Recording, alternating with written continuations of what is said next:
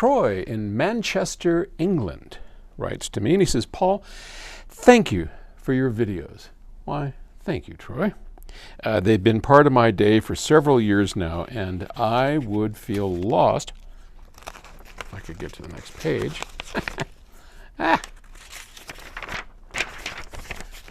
Without them. Okay. I guess I could have filled that in myself. Whenever I go to the hi-fi shows or stores, people are always playing songs and albums that I am not usually familiar with. But I understand that the people selecting the songs and albums are doing so because they've been recorded well, and they highlight the capability of the system. But my question is, do I need a good system if I'm just listening to regular old music?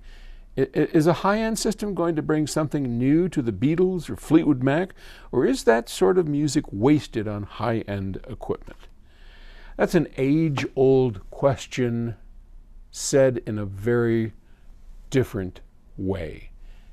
We used to talk about that as the classic double-edged sword of high-end audio, to where bad recordings are exposed as sounding really bad and good recordings are glorified as sounding really good. High-end audio is kind of like a microscope or a magnifying glass, in that everything that you hear in the system has been kind of blown up, right? Bad is worse, and good is better. It's exaggerated. So that said, I don't have a totally clear answer for you, because much depends on your tastes and your ultimate goals. What I can share with you is how I feel about it and where I go with that. Because, look, I grew up with the Beatles. The school bus that I used to take that's when the Beatles started, right? I mean, even on the bus, girls were like squealing. And I grew up with this music. But today, I much prefer to listen to the White Album, or Sgt. Pepper, or Dark Side of the Moon, or Rumors from Fleetwood Mac on a high-end audio system, despite the fact that I can hear the flaws in the old recording techniques, right?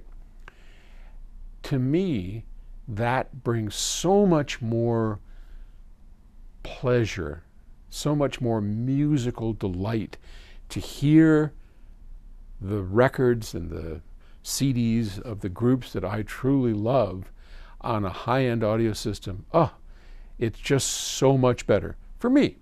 Now, there are people who no doubt disagree with that, thank God, and people who would say, I'd much rather listen to it on just a pair of earbuds or whatever, and that's fine. But if you ever have a chance to come here to PS Audio, and we'll crank up Qobuz, or if I have the discs, we'll put them on, and you can hear what your music sounds like. Well, you can hear what some of those great classics sound like. If you look up on psaudio.com and you go to, I think it's Community, and you'll look down and you'll see Ohm's Law podcast.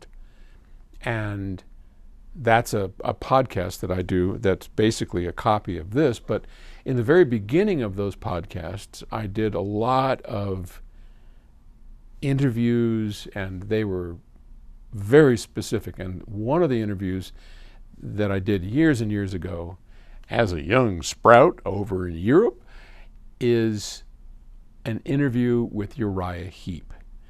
And I really loved those guys. And if you have a chance, just go back and look in that area. Find the interview with Uriah Heep, because when I was, Terry, were at Germersheim in Germany, we went to a 3-day music festival, and I recorded the whole thing. Everybody but Pink Floyd, they were there, but they wouldn't let me record. But I had my own home-built recording truck. I had, big Ampex tape decks and all of that, and I recorded Uriah Heep's Gypsy Queen. And man, I mean, you can hear it on your computer screen, and you can hear the the synth going back. It's a great piece of music.